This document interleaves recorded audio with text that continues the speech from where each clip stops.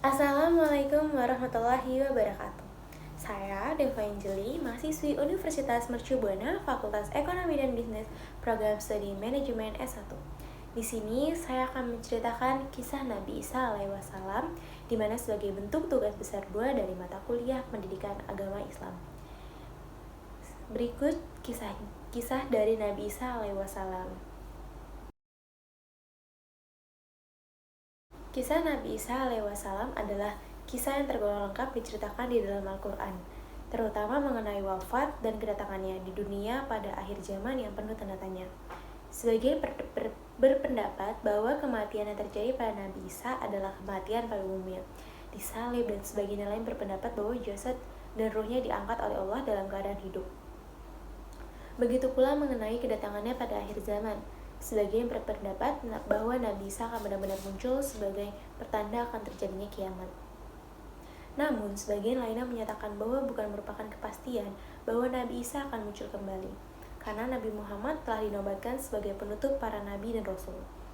Kisah kelahiran Nabi Isa alaihissalam ini digambarkan Allah Subhanahu wa taala dengan indah di dalam Al-Qur'an, yakni Quran surat Maryam ayat 16 sampai dengan Quran surat Maryam ayat 40. Dalam ayat ini Allah Subhanahu wa taala menjelaskan bagaimana situasi kelahiran Nabi Isa alaihissalam dan ketika ibunya Maryam dengan tabah dan sabar menghadapi kaumnya yang menuduh serta menghina dengan kehadiran bayinya tersebut.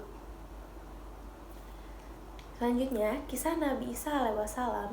Di dalam kitab suci Al-Quran, Nabi Isa disebut dengan nama Isa dengan gelar Al-Masih dan Ibnu Maryam. Kapasitasnya ialah sebagai hamba dan Rasul Allah. Kalimat Allah yang disampaikan kepada Maryam dan bagian dari ruhnya, ia lahir tanpa seorang bapak dan merupakan nabi yang diberikan mukjizat yang tidak dimiliki oleh nabi lainnya. Nabi Isa alaihi wassalam memiliki kesalehan dan ketauhidan yang sangat kuat. Dalam Al-Quran, Allah Subhanahu wa taala menanyakan ketauhidan kepada Nabi Isa alaihi wassalam, apakah ia mengaku sebagai Tuhan? Lalu Nabi Isa alaihi wassalam menjawab, ia tidak mengaku dan menyuruh umatnya untuk menyembahnya, melainkan menyuruhnya hanya untuk menyembah kepada Allah Subhanahu wa taala. Kisah kelahiran Nabi Isa alaihi wassalam ini digambarkan dalam Quran surat Maryam ayat 16 sampai dengan Quran surat Maryam ayat 40. Adapun ayat tersebut adalah sebelum lahir Nabi Isa alaihi wassalam terjadi peristiwa-peristiwa ganjil yang dialami oleh ibunya yakni Maryam. Di antara peristiwa tersebut adalah ketika Maryam menyendiri, tiba-tiba datang malaikat Jibril menyerupai manusia. Kisah ini diceritakan dan ceritakanlah kisah Maryam di dalam Al-Quran, yaitu ketika ia menjauhkan diri dari keluarganya ke suatu tempat di sebelah timur. Maka ia mengadakan tabir yang melindunginya dari mereka, lalu kami mengutus roh kami kepadanya. Maka ia menjelma di hadapannya dalam bentuk manusia yang sempurna. Malaikat Jibril datang untuk mengabarkan kepada Maryam bahwa ia akan dianugerahkan kepada seorang anak laki-laki yang suci. Hal ini termaktub dalam Quran surat Maryam ayat ke-19. Allah Subhanahu wa taala berfirman, Jibril berkata, sesungguhnya aku ini hanyalah seorang utusan Tuhanmu untuk memberimu seorang anak laki-laki yang suci. Selanjutnya, saya akan menceritakan peristiwa kelahiran Nabi Isa. Semakin hari usia kandungan Maryam semakin membesar sehingga telah tiba waktunya Maryam melahirkan seorang anak. Dengan rasa sakit, ia memaksakan diri untuk bersandar ke pangkal pohon kurma. Hal ini tergambar di dalam Quran surat Maryam ayat 23. Allah Subhanahu wa taala berfirman, maka rasa sakit akan melahirkan anak memaksa ia bersandar pada pangkal pohon kurma. Dan dia berkata, aduhai, alangkah baiknya aku mati sebelum ini, dan aku menjadi barang yang tidak berarti lagi dilupakan. Ayat ini menggambarkan bahwa Maryam merasa malu kepada orang lain dengan apa yang telah terjadi kepadanya, karena ia khawatir bencana serta kesedihan akan ia terima setelah melahirkan anak tanpa ayah. Ditambah lagi kesukaran baru, yaitu ia memerlukan air untuk memandikan anaknya serta memerlukan makanan. Maryam pun merasa semakin sedih. Melihat kondisi tersebut, Allah mengutus malaikat Jibril untuk menghibur Maryam, sehingga ia tidak lagi merasa sedih dengan takdir yang Allah berikan. Dalam Quran surat Maryam ayat 24, Allah Subhanahu wa taala berfirman, maka Jibril menyerunya dari tempat yang rendah, janganlah kamu bersedih hati, sesungguhnya Tuhanmu telah menjadikanmu anak sungai di bawahmu. Jibril menyampaikan pesan dari Allah Subhanahu wa taala agar janganlah Maryam bersedih hati bersusah pikiran, karena Allah telah menyediakan air, yaitu sebuah anak sungai yang kecil dan airnya yang jernih. Kemudian ia disuruh untuk menggoyangkan pohon kurma agar ia dan anaknya dapat makan dan melanjutkan hidup mereka. Kemudian dilanjutkan dengan Quran Surat Maryam ayat 26. Allah Subhanahu wa taala berfirman, "Maka makan, minum, dan bersenang hatilah kamu. Jika kamu melihat seorang manusia, maka katakanlah, sesungguhnya aku telah bernazar berpuasa untuk Tuhan yang Maha Pemurah. Maka aku tidak akan berbicara dengan seorang manusia pun pada hari itu." Kemudian, materi yang selanjutnya yang akan saya sampaikan adalah tentang misi Nabi Isa sebagai Nabi dan Rasul Allah Subhanahu wa taala. Setiap nabi yang diutus oleh Allah Subhanahu wa taala memiliki tujuan atau misi dalam berdakwah. Adapun misi dakwah seorang nabi sesuai dengan situasi dan kondisi umatnya. Nabi Isa alaihissalam adalah nabi yang melanjutkan risalah kenabian sebelumnya, yaitu risalah Nabi Musa alaihissalam sebagaimana terdapat dalam Quran Surat Al-Shaf ayat 6.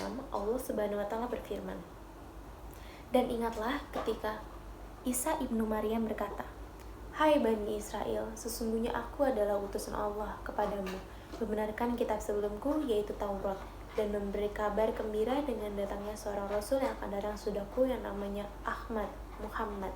Maka tatkala Rasul itu datang kepada mereka dengan membawa bukti-bukti yang nyata, mereka berkata, ini adalah sihir yang nyata.' Sejak usia 6 tahun, Nabi Isa sudah memasuki perguruan Taurat. Ia memahami hukum Taurat lebih cepat dibandingkan dengan anak-anak seusianya.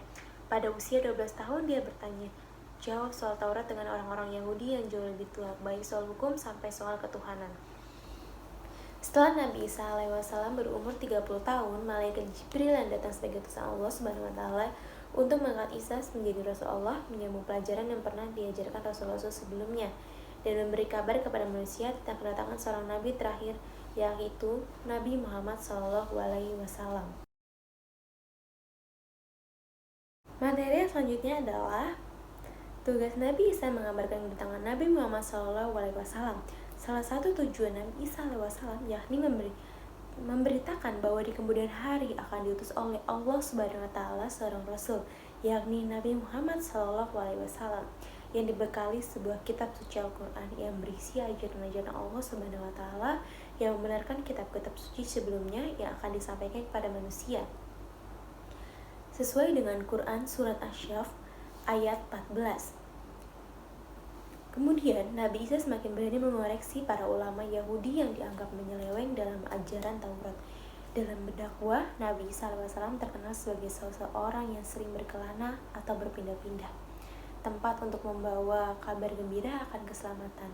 Di perjalanan, Nabi Isa alaihissalam melarang pengikutnya membawa tongkat, bekal, uang, dan senjata. Selanjutnya, Nabi Isa menyiarkan agama yang benar dan meluruskan penyelewengan. Misi Nabi Isa alaihissalam dalam berdakwah adalah menyiarkan agama yang benar, membongkar akan kesalahan dan kesesatan pendeta Yahudi yang telah jauh menyimpang dari ajaran Nabi Musa alaihissalam yang sebenarnya, bahwa terbukti kepada Nabi Isa alaihissalam bahwa mereka telah lupa dengan ajaran-ajaran yang diberikan Nabi Musa dalam kitab suci Taurat.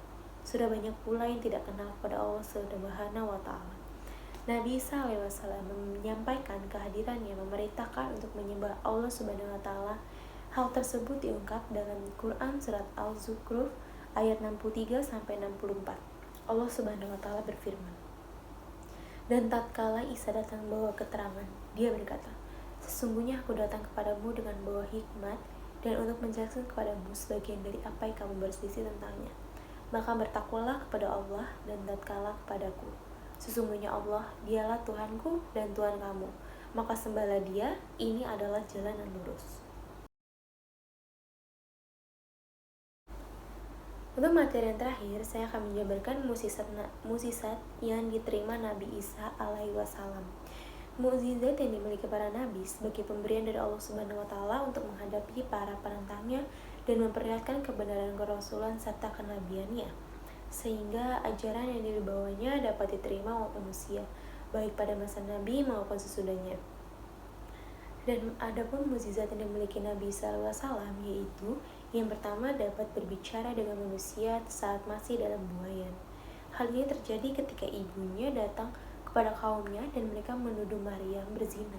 Kemudian Nabi Isa SAW berbicara yang pada saat itu masih dalam buayan. Inilah mukjizat Nabi Isa SAW yang tampak pertama kali. Hal ini terdapat dalam Quran Surat Maryam ayat 30-31.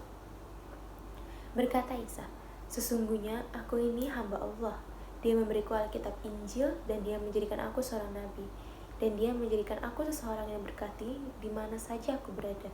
Dan dia memerintahkan kepadaku mendirikan sholat dan menunaikan zakat selama aku hidup." Mukjizat Nabi Isa yang selanjutnya adalah menciptakan sesuatu dari tanah liat yang menyerupai burung. Kemudian, dapat menyembuhkan orang sakit dan menyembuhkan orang buta juga. Selanjutnya, Nabi Isa dapat menghidupkan orang yang sudah meninggal. Kemudian, Nabi Isa dapat berjalan di permukaan air. Menurut ahli kisah, Al-Salabi menceritakan bahwa Nabi Isa SAW dapat berjalan di atas permukaan air dan tidak tenggelam. Mukjizat ini yang tidak diceritakan di dalam Al-Quran. Yang selanjutnya, Nabi Isa dapat memberitahu manusia tentang apa yang mereka makan dan apa yang mereka simpan di rumahnya. Mukjizat Nabi Isa yang terakhir yaitu mengukuhkan dengan sebutan Roh Kudus atau Roh Suci. Berikut adalah kisah dari Nabi Isa alaihissalam. Apabila ada kurang kata atau salah kata, saya mohon maaf karena kesempurnaan hanyalah milik Allah Subhanahu wa taala. Wassalamualaikum warahmatullahi wabarakatuh.